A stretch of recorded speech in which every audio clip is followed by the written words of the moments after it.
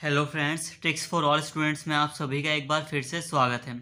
Friends, आज के इस वीडियो में हम भारत में राजनीतिक प्रक्रिया के अंतर्गत मतदान व्यवहार यानी कि वोटिंग बिहेवियर का टॉपिक कवर करने जा रहे हैं। फ्रेंड्स, इस वीडियो में हम देखेंगे कि मतदान व्यवहार क्या होता है तथा साथ में ही हम ये भी देखेंगे कि मतदान व्यवहार के सामाजिक निर्धारक कौन से हैं। तो फ्रेंड्स, वीडियो में एंड तक बने रहें। तो फ्रेंड्स, अगर हम मतदान व्यवहार के अर्थ को देखें तो ये कुछ इस प्रकार है। मतदान व्यवहार को निर्वाचक व्यवहार के रूप में भी जाना जाता है। इसका अर्थ है लोकतांत्रिक राजनीतिक प्रणाली में चुनाव के संदर्भ में मतदाताओं के व्यवहार से है। कहने का मतलब ये है कि जब चुनाव होते हैं तो एक व्यक्ति किसी पर्टिकुलर पार्टी या किसी पर्टिकुलर उम्मीदवार को ही वोट क्यों डालता है। आखिर कोई व्यक्ति कांग्रेस या बीजेपी या किसी अन्य दल को वोट क्यों डालता है, उसके पीछे क्या कारण है। जब हम इनका अध्ययन करते हैं तो इसी को मतदान व्यवहार कहा जाता है। फ्रेंड्स, आगे पढ़ेंगे तो ये और स्पष्ट हो जाएगा। फ्रेंड्स, अब हम बात करते हैं मतदान व्यवहार के सामाजिक निर्धारक की। मतलब अब हम बात करने जा रहे हैं कि ऐसे कौन से फैक्टर हैं जो तय करते हैं कि एक पर्टिकुलर व्यक्ति किसी इस पार्टी या इस पार्टी को वोट देगा। तो फ्रेंड्स, पहला सामाजिक निर्धारक है जाति। फ्रेंड्स, इसमें कोई संदेह नहीं कि भारत में जाति के आधार पर वोट मांगे भी जाते हैं और वोट डाले भी जाते हैं। भारत में राजनीति में जातिवाद पाया जाता है। फ्रेंड्स, अगर स्पेशली हम ग्रामीण इलाकों में देखें तो हम पाएंगे कि जिस क्षेत्र में जिस जाति के लोग अधिक होते हैं उस जाति के ही कैंडिडेट को राजनीतिक दल वहां पर खड़ा करते हैं। जैसे कि मान लीजिए कि किसी क्षेत्र में ब्राह्मणों की संख्या बहुत ज़्यादा है, तो कोई भी राजनीतिक दल हो, चाहे वो कांग्रेस हो, चाहे वो बीजेपी हो या कोई अन्य दल हो, वो किसी ब्राह्मण जाति के ही व्यक्ति को वहाँ पर खड़ा करेगा, क्योंकि उस व्यक्ति के जीतने के चांस बढ़ जाते हैं। और इसी तरह अगर कोई क्षेत्र ऐसा है जहाँ पर SC ST जाति के लोग पाए ज़्यादा हैं, अधिक है उनकी जनसंख्या, तो वहाँ पर जो राजनीतिक दल होते हैं वो उन्हीं जाति से संबंधित किसी व्यक्ति को खड़ा करते हैं, क्योंकि उस जाति से संबंधित व्यक्ति की जीतने का जो चांस होता है वो बढ़ जाता है। इसके अलावा भारत में कई सारे राजनीतिक दल ऐसे हैं जो कि जाति के कारण ही सरकार बना पाते हैं। स्पेशली अगर हम एक राजनीतिक दल यानी कि BSP की बात करें, जिसका नाम है बहुजन समाज पार्टी, ये एक ऐसी राजनीतिक पार्टी रही है जो कि जाति के आधार पर ही वोट पाकर उत्तर प्रदेश में इसने अपनी सरकार बनाई थी। इस पार्टी के संस्थापक रहे हैं काशीराम और इसकी वर्तमान अध्यक्ष हैं मायावती। ये पार्टी दलितों तथा जो ST SC और जो माइनॉरिटीज़ है उसका स्वयं को संरक्षक बताती है, और इसी आधार पर इस पार्टी को बहुत ज़्यादा जाति के आधार पर वोट मिले और इसने उत्तर प्रदेश में अपनी सरकार भी बनाई। तो फ्रेंड्स, इससे स्पष्ट होता है कि मतदान व्यवहार को प्रभावित करने में जाति का एक इम्पॉर्टेंट रोल है। मतलब जाति के आधार पर भारत में मतदान व्यवहार प्रभावित होता है। इसके अलावा मतदान व्यवहार को निर्धारित करने वाला दूसरा इम्पॉर्टेंट कारक है, फैक्टर है धर्म। रिलीजन यानी कि धर्म के आधार पर भी लोग वोट डालते हैं। भारत में राजनीतिक दल सांप्रदायिक प्रचार करते हैं। जिस इलाके में जिस धर्म के लोग अधिक होते हैं उसी धर्म का उम्मीदवार वहाँ पर खड़ा किया जाता है। एग्जाम्पल के लिए, जिन इलाकों में मुसलमानों की जनसंख्या अधिक है वहाँ पर चाहे बीजेपी हो या कांग्रेस या कोई अन्य दल हो, वहाँ पर किसी मुसलमान कैंडिडेट को ही खड़ा किया जाता है ताकि उसके जीतने के चांस बढ़ जाएं। और ऐसा होता भी है कि आप देखोगे कि जिन इलाकों में मुस्लिमों की संख्या बहुत ज़्यादा है तो वहाँ से एक मुस्लिम कैंडिडेट ही चुनकर आता है। उसी तरह जिन इलाकों में हिंदुओं की संख्या बहुत ज़्यादा है तो वहाँ से एक हिंदू कैंडिडेट ही चुनकर आता है। इसके अलावा कई सारे राजनीतिक दल भारत में धर्म पर आधारित हैं, जैसे कि इंडियन यूनियन मुस्लिम लीग, इसके अलावा अकाली दल, शिवसेना और हिंदू महासभा। ये ऐसे राजनीतिक दल हैं जो धर्म पर आधारित हैं। इसके अलावा अगर हम कुछ नेताओं की बात करें, जैसे कि ओवैसी जैसे नेताओं की अगर हम बात करें, तो एक ये ऐसे नेता हैं जो कि धर्म के आधार पर किसी एक ही धर्म को महत्व देते हैं और सारे के सारे वोट हासिल करने की कोशिश करते हैं। इसके साथ ही कई धार्मिक मुद्दों जैसे कि राम मंदिर के निर्माण से संबंधित कई मुद्दों को लेकर चुनाव भी लड़े जाते हैं। बट भारत में एक बात ध्यान देने वाली ये है कि जब कभी भी कोई राजनीतिक दल, भले ही वो धर्म पर आधारित हो, बट अगर वो सत्ता में आ जाता है और सरकार बना लेता है तो उसके बाद वो धर्म के आधार पर काम नहीं कर सकता। बीजेपी राम मंदिर के आधार पर चुनाव लड़ी थी, बट बीजेपी के आदेश के द्वारा राम मंदिर का निर्माण नहीं किया जा रहा। राम मंदिर सुप्रीम कोर्ट के आदेश के अनुसार बनाया गया है। तो यहाँ मतलब यही है कि सरकार अगर बन भी जाती है किसी धार्मिक राजनीतिक दल की, तब भी जब वो सरकार में आ जाता है तो धर्म के अनुसार राजनीति नहीं कर सकता। बट फिर भी इस बात को नकारा नहीं जा सकता कि भारत में धर्म के आधार पर मतदान व्यवहार प्रभावित होता है। इसके अलावा मतदान व्यवहार को प्रभावित करने वाला तीसरा बड़ा कारक है भाषा। फ्रेंड्स, भाषा का एक इम्पॉर्टेंट रोल होता है लोगों की लाइफ में।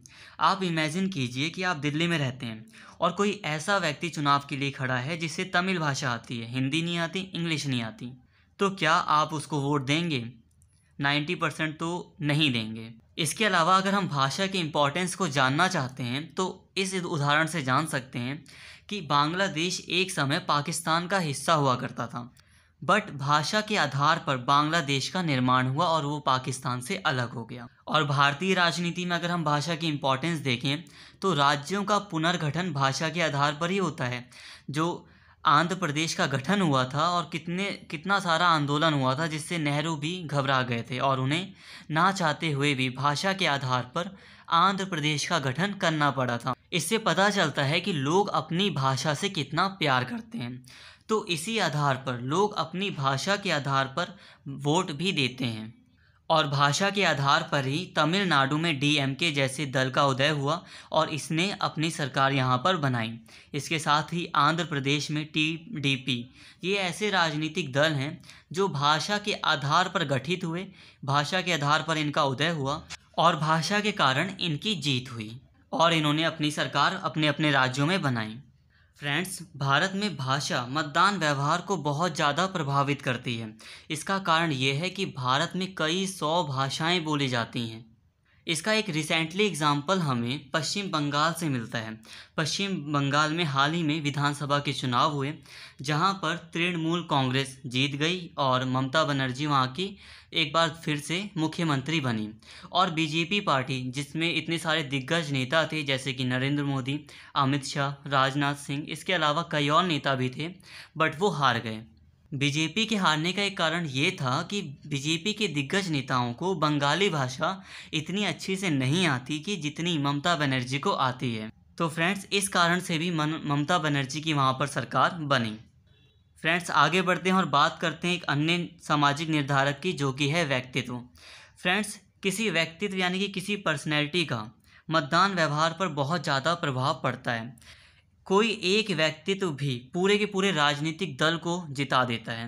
इसका एग्जाम्पल हमें बहुत सारे मिलते हैं, जैसे कि जवाहरलाल नेहरू, इंदिरा गांधी, राजीव गांधी, जयप्रकाश नारायण, अटल बिहारी वाजपेयी और नरेंद्र मोदी। ये ऐसे व्यक्तित्व हैं जो अकेले ही पूरी की पूरी पार्टी को जिता देते हैं। जवाहरलाल नेहरू, इंदिरा गांधी, ये ऐसे व्यक्तित्व हैं जो कांग्रेस से भी बढ़कर थे, मतलब कि लोग इनकी वजह से कांग्रेस को वोट देते थे। इसी प्रकार जो जयप्रकाश नारायण थे, जयप्रकाश नारायण हालांकि प्रधानमंत्री कभी नहीं बने, बट ये ऐसे दिग्गज नेता थे कि ये जिसकी भी साइड हो जाएं, जिसका भी पक्ष लें, वो पार्टी, उस पार्टी के जीतने के चांस बहुत ज़्यादा थे। और ऐसा हुआ भी था 1977 में जयप्रकाश नारायण ने जनता पार्टी का साथ दिया था और फिर जनता पार्टी की सरकार बनी थी, जो कि पहली गैर कांग्रेसी सरकार थी। तो फ्रेंड्स, चुनावों में व्यक्तित्व का बहुत ही महत्व होता है। एग्जाम्पल के लिए आज के टाइम पर भी नरेंद्र मोदी जी के व्यक्तित्व के कारण ही बीजेपी आज बहुत बड़े मुकाम पर है। जो लोग होते हैं वो व्यक्तित्व के आधार पर पार्टी को जानते हैं कि हाँ, हम अटल बिहारी वाजपेयी जी की पार्टी को जिताएंगे, हम नरेंद्र मोदी की पार्टी को जिताएंगे। तो व्यक्तित्व एक इम्पॉर्टेंट रोल प्ले करता है। फ्रेंड्स, एक बहुत अच्छी कहावत है, वोट के लिए नोट। कहने का मतलब ये है कि भारतीय चुनावों में धन का प्रयोग बहुत ज़्यादा होता है और ये भी मतदान व्यवहार को बहुत ज़्यादा प्रभावित करता है। मतलब ये कि लोगों को पैसे दिए जाते हैं ताकि आप हमें वोट दीजिए। हालांकि धन का प्रभाव बहुत कम होता है मतदान व्यवहार में, क्योंकि लोग वोट पैसे तो ले लेते हैं बट वोट उस पार्टी को नहीं देते हैं। इसके अलावा मतदान व्यवहार का एक अन्य सामाजिक निर्धारक है सत्ताधारी दल का प्रदर्शन। मतलब सत्ताधारी दल यानी कि जो पार्टी आज वर्तमान में है जिसकी सरकार वर्तमान में है वो प्रदर्शन कैसा कर रही है। अगर उसका प्रदर्शन बहुत अच्छा लगता है लोगों को, उसका घोषणा पत्र बहुत अच्छा लगता है जनता को, तो क्या होगा, अगली बार भी उसी की सरकार बनेगी। बट अगर सत्ताधारी दल का प्रदर्शन अच्छा नहीं है तो जाहिर है कि सत्ताधारी दल अगले चुनावों में हार जाएगा और फिर किसी और राजनीतिक दल की पार्टी बनेगी। इसके अलावा मतदान व्यवहार को प्रभावित करने वाला एक अन्य कारक है क्षेत्र। क्षेत्र के आधार पर भी लोग वोट डालते हैं। फ्रेंड्स, भारत में कई सारे क्षेत्रीय दल पाए जाते हैं और उन्हें अपने क्षेत्रीय एकता के कारण ही वोट हासिल होते हैं, जैसे कि शिवसेना, अकाली दल। फ्रेंड्स, ये ऐसे नेता हैं जो कि राष्ट्रीय सरकार नहीं बना सकते, बट क्षेत्रीय एकता के कारण इनके क्षेत्र के लोग इन्हें बहुत ही वोट देते हैं, जिसके कारण ये अपनी क्षेत्रीय सरकार बनाते हैं। तो क्षेत्र के आधार पर भी लोग वोट डालते हैं। जैसे कि महाराष्ट्र में शिवसेना की गठबंधन की सरकार पाई जाती है, तो उसका एक कारण क्या है, वहाँ पर बीजेपी की सरकार क्यों नहीं है या किसी बड़े राजनीतिक दल की सरकार क्यों नहीं है, क्योंकि वहाँ पर क्षेत्रीय एकता ज़्यादा पाई जा रही है। इसके अलावा भारत में मतदान व्यवहार को प्रभावित करने वाला एक अन्य कारक है विचारधारा। फ्रेंड्स, सभी राजनीतिक दलों की अपनी अपनी एक विचारधारा होती है। कोई साम्यवादी होता है, कोई पूंजीवादी होता है, कोई लोकतंत्र को ज़्यादा समर्थन देना चाहता है, कोई धर्मनिरपेक्षतावाद को ज़्यादा समर्थन देना चाहता है। तो इस विचारधारा के आधार पर भी जनता राजनीतिक दलों को वोट डालती है। जैसे कि ऐसा माना जाता है कि बीजेपी हिंदूवादी विचारधारा को ज़्यादा महत्व देती है, तो इसी कारण से कई सारे मुसलमान बीजेपी को वोट नहीं डालते हैं या कई सारे माइनॉरिटीज़ बीजेपी को वोट नहीं डालती हैं।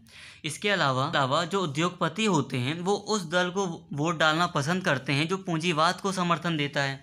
तो इस प्रकार विचारधारा भी मतदान व्यवहार को बहुत ज़्यादा प्रभावित करती है। इसके अलावा कई सारे कारक और भी हैं जो मतदान व्यवहार को प्रभावित करते हैं, जैसे कि अशिक्षा के कारण भी लोग कई बार किसी गलत पार्टी को वोट डाल देते हैं। इसके अलावा मीडिया की भी बहुत बड़ी भूमिका होती है।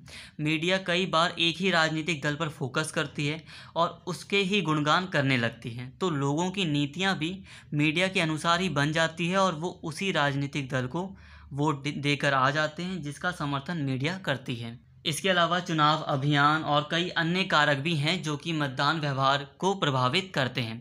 बट फ्रेंड्स, इतने कारक आप लोगों के लिए बहुत हैं। तो फ्रेंड्स, इस वीडियो में फ़िलहाल इतना ही, और अगर आपको वीडियो पसंद आई हो तो प्लीज़ चैनल को सब्सक्राइब करें और इस वीडियो को ज़्यादा से ज़्यादा शेयर करें और लाइक करें। Thank you.